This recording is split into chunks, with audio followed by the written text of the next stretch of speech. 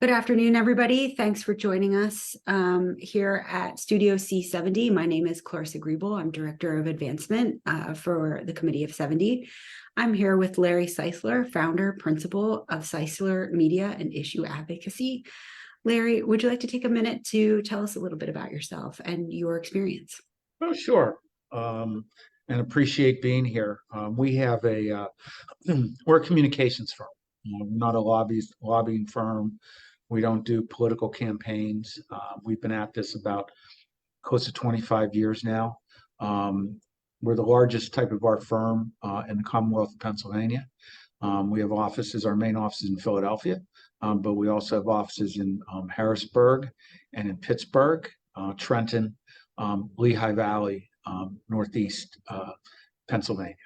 And we represent all kinds of clients, corporate clients, nonprofit clients, including the Committee of 70, which we do work for. And thank you for your very hard work. We appreciate it. and proud to do it. So I'm going to jump right in here. Our first question is, what are the immediate and long-term challenges that the city council and mayor will likely face in their roles? Well, it's interesting. I think that the immediate challenges are that they're all new. They're all new. And, I've been involved in politics or government in Philadelphia since 1986. And this is the first time that we have seen this confluence of so many new members of city council, a new city council president, and a new mayor. So I think some of their challenges are just getting to know each other, feeling each other out. How do they work together for the city of Philadelphia to achieve results? And it might not be pretty in the beginning because what people don't know, or probably people don't appreciate, is government is really complicated. And when you sit on city council, and especially if you've really never been in government before, and several of the new city council people have had touches here and touches there. If you're going to be effective, it's a steep learning curve, a very, very steep learning curve. So I think the immediate challenge is to get to know each other. In terms of long-term challenges, it's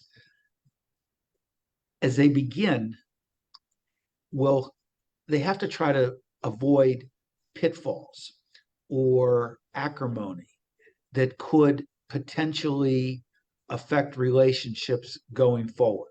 So, for instance, I think what you don't want to do is you don't want to break into camps, for instance, from city council. Well, this group, they're going to be opposed to everything that the new mayor does, or this group doesn't get along with the city council president, or as we've seen in the past, the city council president doesn't get along with the mayor. So the danger of things like that happening that could resonate is in the beginning. So I think that that's the long-term challenge. Could you outline the specific policy priorities and initiatives that the city council and mayor have set for their terms? I don't think that the only thing you really know is what they're talking about on the campaign trail. And I think that it's pretty apparent that the number one issue in Philadelphia is public safety. And they're going to have to find a way to address that. So people in the neighborhoods and people in Center City can feel safe being on the street, going to jobs, whatever. That they have to be able to roll back this sense of lawlessness that's in the city of Philadelphia. And I think that once you've been able to deal with public safety, a lot of good things can emanate from that. but there's lots of policies they have to deal with. We have to deal with the opioid crisis. We have to deal with the problems in Kensington. We have to deal with the problems of homelessness, income inequality in the city. I mean, it gets used too much, but it's true. The poorest big city in America, you just can't, you can't have that. It's not sustainable. We have to deal with education, obviously, and the public school system. So they're going to have it's going to be a full plate, but you can't do everything at once. It's interesting. You could, you can walk and chew gum at the same time, but at the same time, you can't do everything at once, and you can't change the world. You can only change what you have some control over. How does the current political and economic climate influence the likelihood of success in these policy areas? Well, everything is fed by tax dollars, and so you have a challenge. If we go into recession, that can be a problem. If we don't get people back to work, that can be a problem, meaning working in the city, because the city's going to have to decide how they are going to tax people who live outside Philadelphia, who are either working remotely or hybrid. The lack of people in town, also has an effect on all kinds of different taxes, whether it be, amusement taxes, from the arenas or the ballparks, to liquor by the drink taxes or whatever.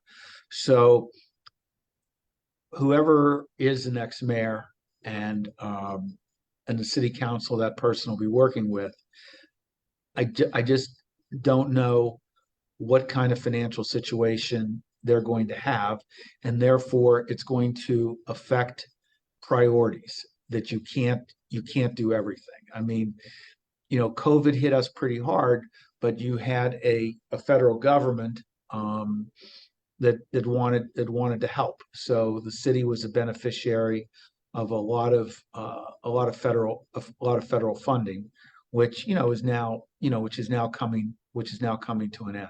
So economic climate and public tax dollars are very important in whatever anybody's going to do. Are there any specific accountability measures that citizens should be looking at when evaluating the success of city council and the mayor?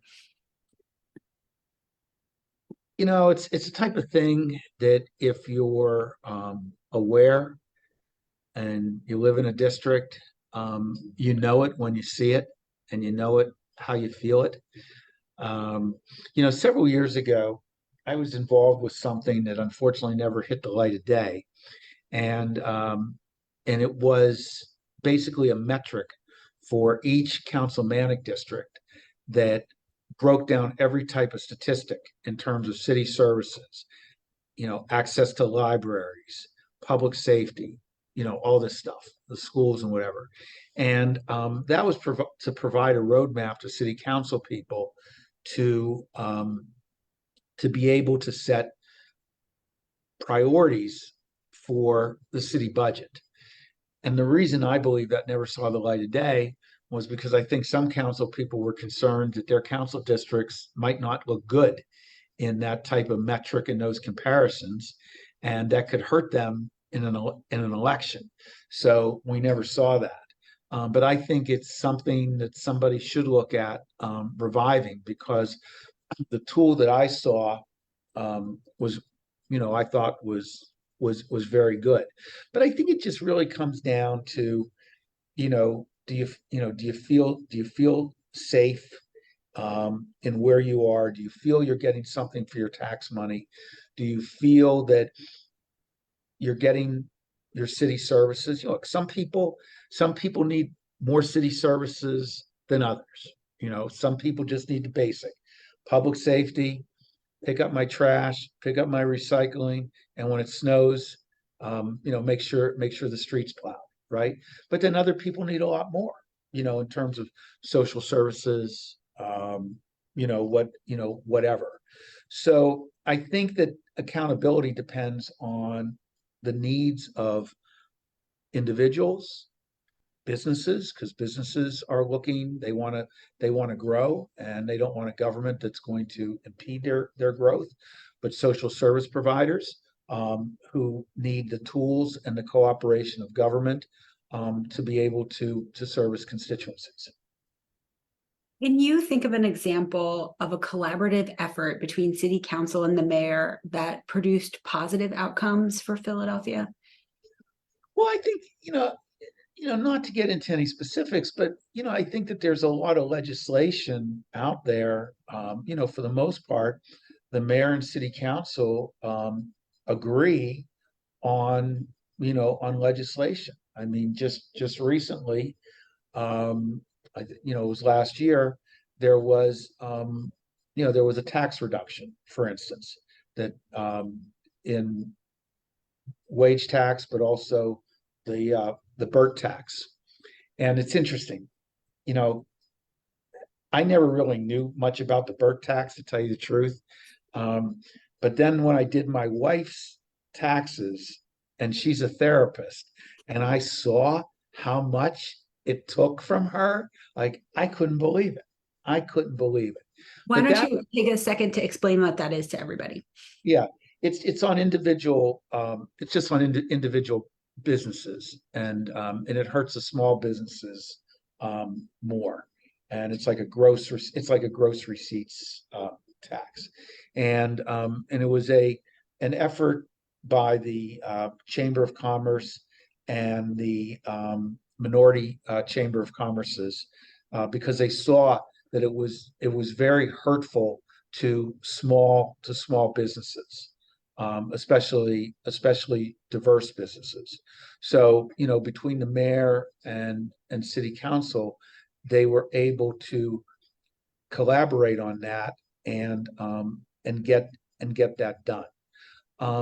But for the most part, in the last 8 years, council and the mayor have been able to work collaboratively. Look, some of the things they've worked collaboratively, I like. Some of the things they work collaboratively, just because of what I do, I don't like, right? But they all have to work. They all have to work together.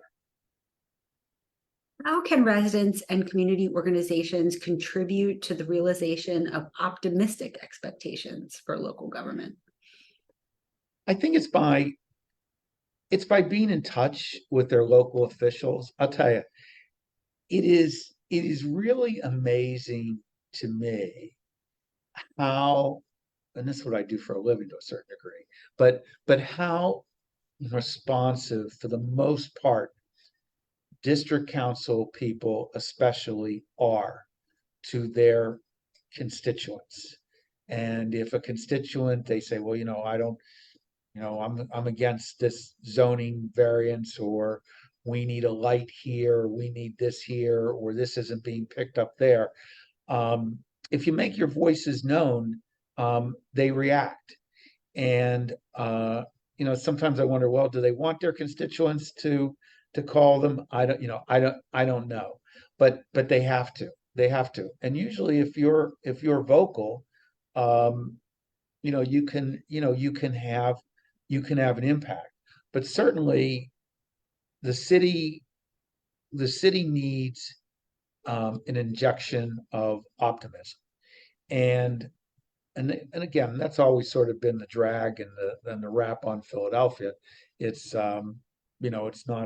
it's not an optimistic place. But I think one of the advantages of a new mayor, a new city council president, a lot of new city council members is it is a fresh perspective. Though in an experienced perspective, it's a fresh perspective.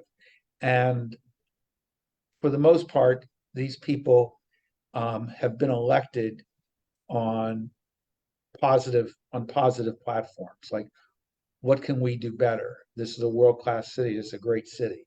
So, I think that optimism sort of works its way up, but it also works its way down.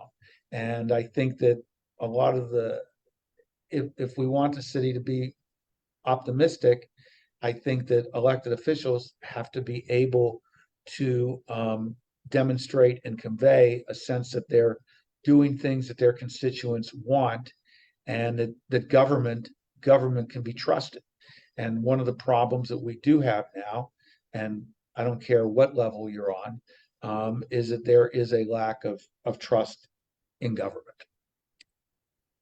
What strategies or lessons from other cities can we learn from here in Philadelphia, and that city council and the mayor could learn from?